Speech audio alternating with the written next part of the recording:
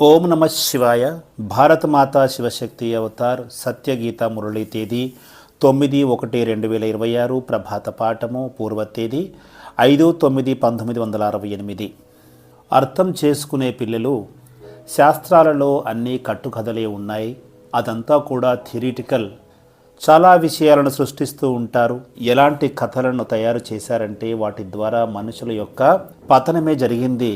అవమానానికి సంబంధించిన విషయాలను కూడా అందులో పొందుపరిచారు. సర్వశాస్త్రాలకు శిరోమణి భగవద్గీత మాత్రమే ఈశ్వరుని యొక్క మతము భగవద్గీతలో ఉంది. భగవద్గీత ద్వారా మాత్రమే రాజయోగానికి సంబంధించిన జ్ఞానము లభిస్తుంది. ఈ జ్ఞానము తర్వాత మళ్ళీ కనుమరుగైపోతుంది. రాజాదిరాజులుగా అయిన తర్వాత ఈ జ్ఞానం వల్ల ఎలాంటి ఉపయోగం ఉంటుంది? ఆత్మిక తండ్రి ఆత్మిక పిల్లలకు సన్ముఖంలో తెలియచేస్తున్నారు. మేము ఇప్పుడు తిరిగి ఇంటికి వెళ్ళాలి అనే స్పృహ పిల్లలకు కలిగింది. ఇలాంటి విషయాలు భక్తులకు తెలియదు. మీరు మాత్రమే తెలుసుకున్నారు. ఇక్కడ 84 జన్మలకు సంబంధించిన చక్రాన్ని పూర్తి చేశాము. ఇది అనంతమైన కూడలి.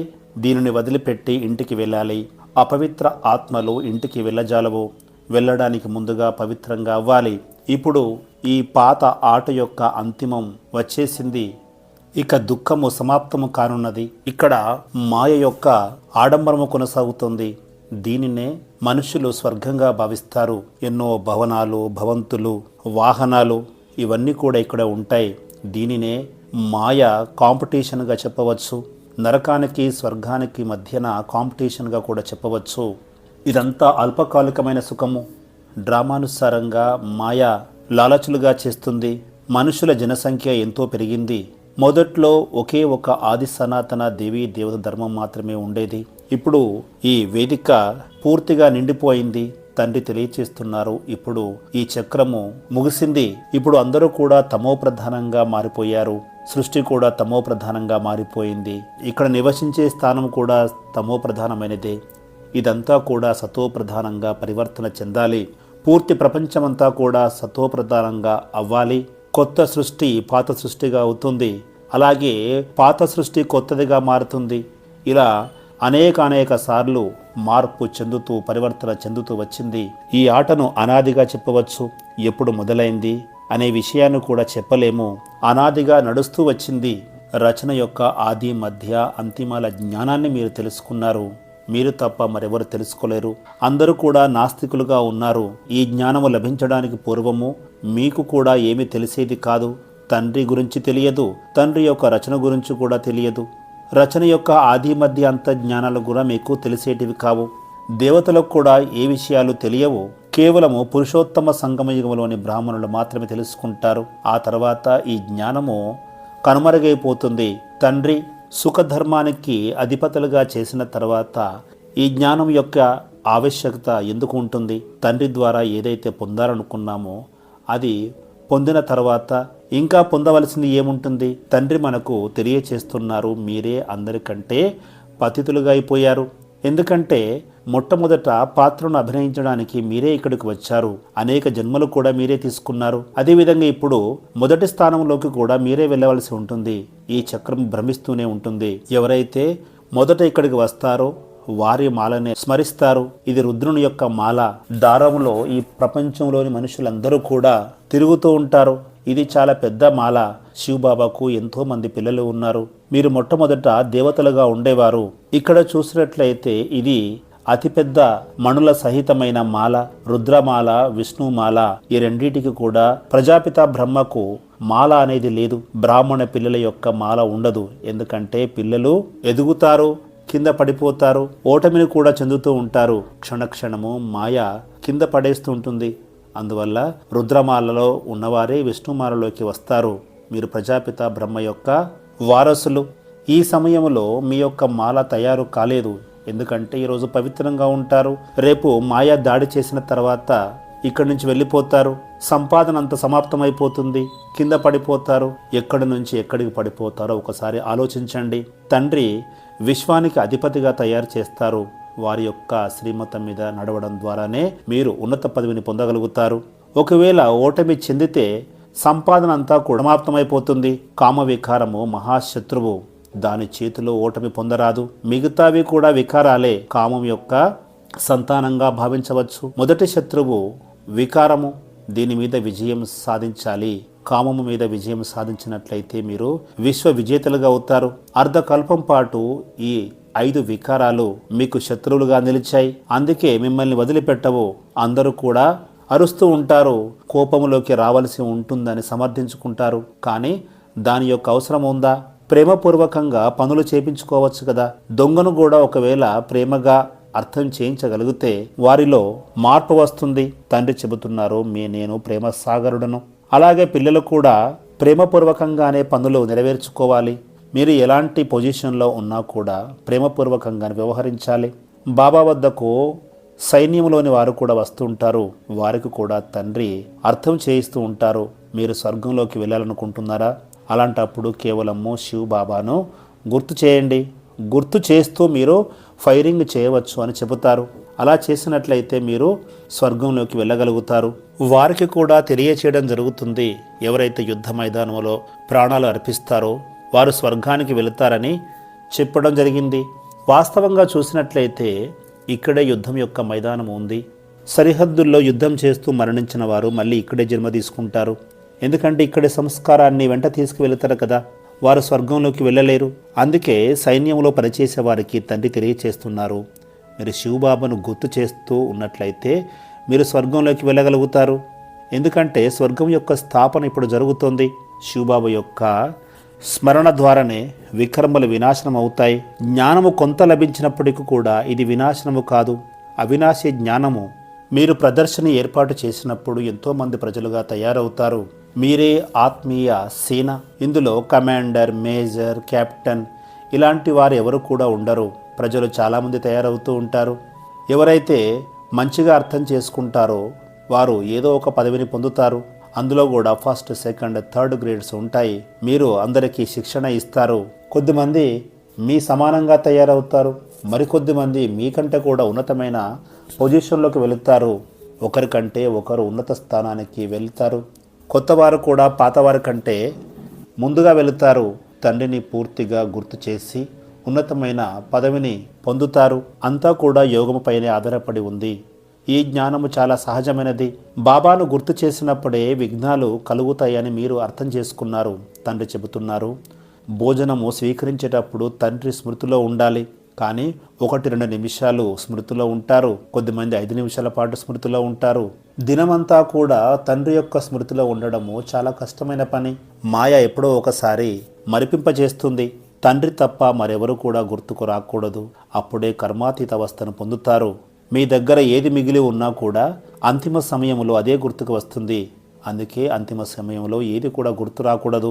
ఇక్కడ మనకు బ్రహ్మబాబా ఉదాహరణగా నిలిచారు. వీరికి ఎవరు గుర్తుకు వస్తారు? పిల్లలు, ఆస్తి, సంపదలు గుర్తుకు వస్తాయా?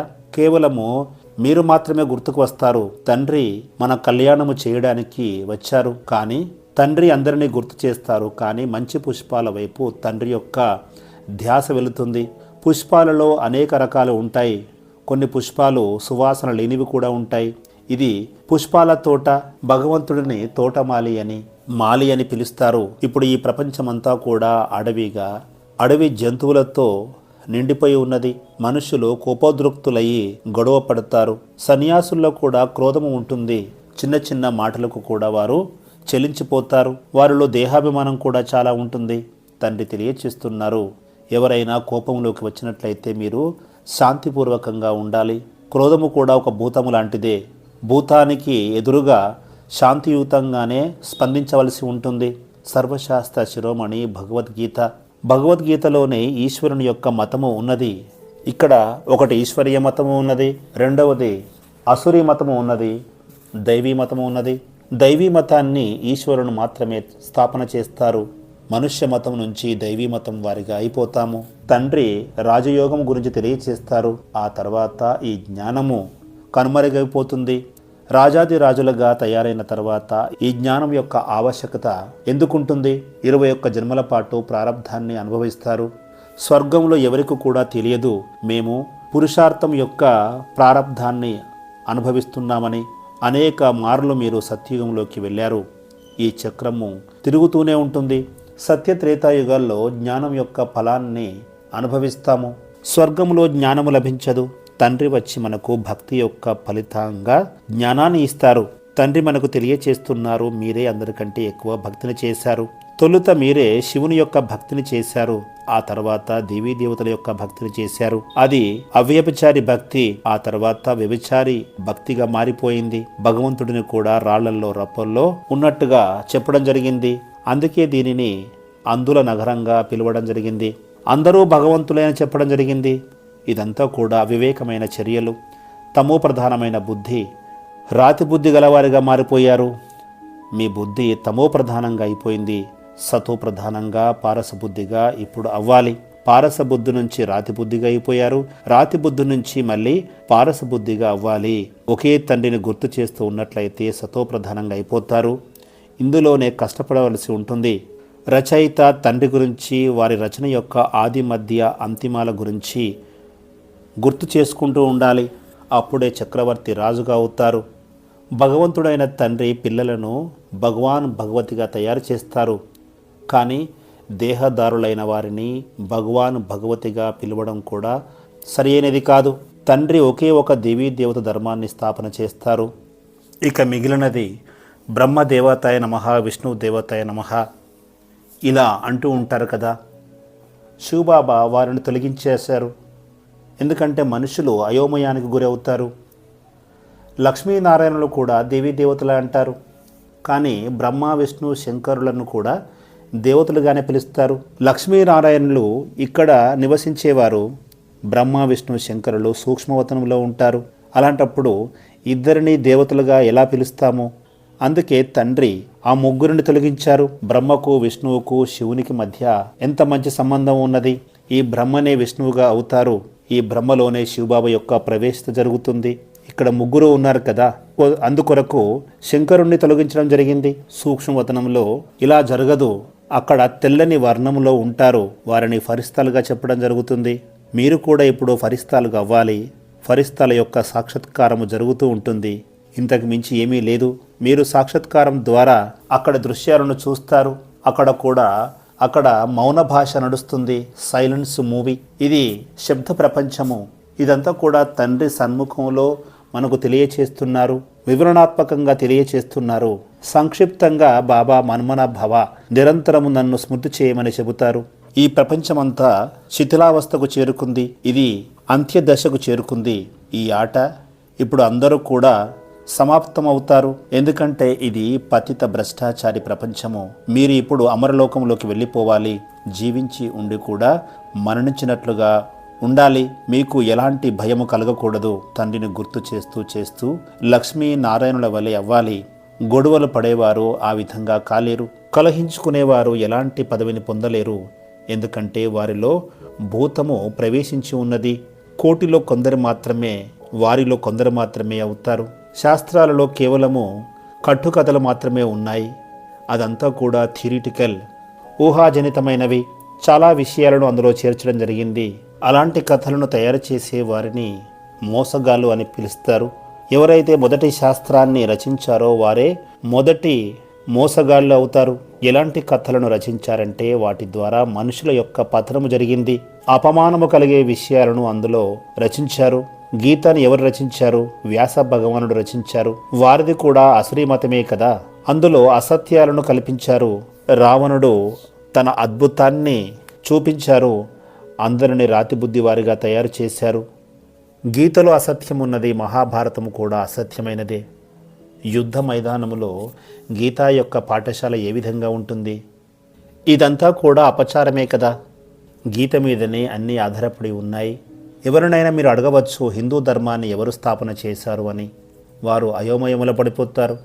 కృష్ణుడు మానవ మతాన్ని స్థాపన చేశారా, లేదా దైవీ మతాన్ని స్థాపన చేశారా? మనుషులు రాతి బుద్ధి గలవారిగా ఉండటం వల్ల వారు దీనిని అర్థం చేసుకోలేరు. తండ్రిని కూడా దూషిస్తూ సంతోషిస్తూ ఉంటారు. ఈశ్వరుణ్ణి కుక్కలో, పిల్లిలో, అన్నిటిలో ఉన్నారని చెబుతారు. నీలో ఉన్నారు, నాలో ఉన్నారని కూడా చెబుతారు. ఎక్కడ చూసినా అక్కడే వారు ఉన్నారని చెబుతారు. మనసులోకి ఏది వస్తే దానినే చెప్తూ ఉంటారు. దానినే అసురీ మతం అని చెప్పడం జరుగుతుంది. తండ్రి తెలియచేస్తున్నారు, ఎవరిలోనైనా క్రోధం అనే భూతము ఉన్నట్లయితే వారు ఎలాంటి పదవిని పొందుతారు? మనం అర్థం చేసుకోవాలి, స్వర్గంలో దాసదాసులు కూడా అవసరం పడతారు కదా. ఇక్కడ రాజధాని స్థాపన జరుగుతోంది. తండ్రి శ్రేష్టంగా తయారు చేస్తున్నారు, అందుకే శ్రేష్టమైన మతాన్ని ఇస్తున్నారు. స్మృతి యాత్ర ద్వారానే పాపాలు తొలగిపోతూ ఉంటాయి. దైవీ గుణాలను ధారణ చేయాలి. గుణాలను ఇక్కడే ధారణ చేయవలసి ఉంటుంది. అందుకే సంగమయుగము చాలా ముఖ్యమైనది. ఈ పురుషోత్తమ సంగమయుగాన్ని చాలా మంచిగా గుర్తుంచుకోవాలి. పురుషోత్తమ అక్షరాన్ని మనం లిఖించినట్లయితే భగవంతుడు ప్రతి యుగంలో వస్తారని భావిస్తారు. అయినప్పటికీ మనుష్యులు సోపానాలను దిగుతూ రావలసిందే. ఎప్పుడైతే సోపానాలు ఎక్కవలసిన సమయం వస్తుందో అప్పుడే పురుషోత్తమ సంగమ యుగంగా పిలుస్తారు. పురుషోత్తమ సంగమ యుగంలో అన్ని ధర్మాలకు మేలు జరుగుతుంది. ఇక్కడికి నానక్ కూడా ఒంటరిగానే వచ్చారు. నానక్ అధములుగా సంబోధించారు కదా, 1000 సార్లు మీ కొరకు బలిహారం అవుతాము, వారే నిరాకారుడు నిరహంకారుడు. అలాంటప్పుడు నానక్ ఎవరిని మహిమ చేశారు? ఇదంతా కూడా తండ్రి మనకు తెలియచేస్తున్నారు. సాహబ్జాదేగా ఉన్నట్లయితే సహజాదేగా అవుతారు. బ్రహ్మబాబా కూడా చెబుతున్నారు, మొదట్లో హరాంజాదా అనగా పాపాత్ములుగా ఉండేవారమి, ఇప్పుడు సాహబ్జాదా అనగా పరమాత్మ వారిగా అయిపోయాము. ఆ తర్వాత సహజాదా రాకుమారులుగా అవుతాము.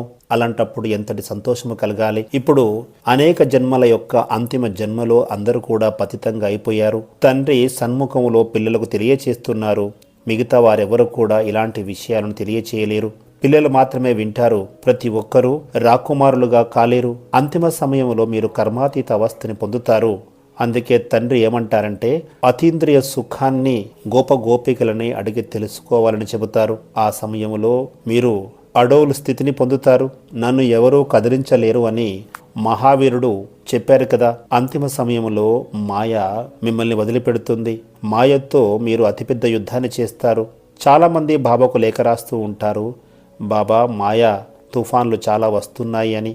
స్త్రీ కూడా మాయ యొక్క రూపమే అంటారు. తండ్రిని గుర్తు చేయలేకపోతున్నామంటారు. స్త్రీ మాటిమాటికి గుర్తుకు వస్తుందని అంటారు. బాబా మేము మిమ్మల్ని గుర్తు చేయడానికి చాలా ప్రయత్నిస్తున్నాము, అయినప్పటికీ మాయతో యుద్ధము నడుస్తూనే ఉందని చెబుతారు. తండ్రి ఏమైనా సమాధానం చెబుతారంటే తుఫాన్లు వచ్చినప్పటికీ వికర్మలు చేయకండి. ఒకవేళ వికర్మలు చేసినట్లయితే మీ యొక్క సంపాదన పూర్తిగా సమాప్తమైపోతుంది. 5 అంతస్తుల నుంచి కింద పడిన వారిగా అయిపోతారు. నెంబర్ వారు పురుషార్థం అనుసారంగా ప్రతి కల్పములో మీరు మాయ మీద విజయాన్ని సాధిస్తూ వచ్చారు. బాబాకు ఇవన్నీ కూడా తెలుసు. తండ్రి వద్దకు అందరి సమాచారం వస్తూ ఉంటుంది. బాబ్ దాదాకి తెలుసు ఎవరెవరు ఏమేమి చేస్తున్నారనేది. అందుకే బెల్లానికి ఆ బెల్లము ఉన్న సంచికి మాత్రమే ఆ తీయదనము తెలుస్తుంది. ఇక్కడ టీచర్ చాలా కోపంలోకి వస్తుంది అని కూడా బాబాకు ఫిర్యాదులు అందుతూ ఉంటాయి. ప్రిన్సిపల్కి టీచర్ గురించి రిపోర్ట్ ఇవ్వవలసి ఉంటుంది. కొద్దిమంది స్వభావము చాలా అసహ్యంగా ఉంటుంది. అందుకే దీనిని వేశ్యాలయం అని పిలుస్తారు. శివాలయం యొక్క స్థాపనను శివబాబా చేస్తున్నారు. రావణుడు అంటే ఎవరు? దీని గురించి ఎవరికి తెలియదు. మంచిది.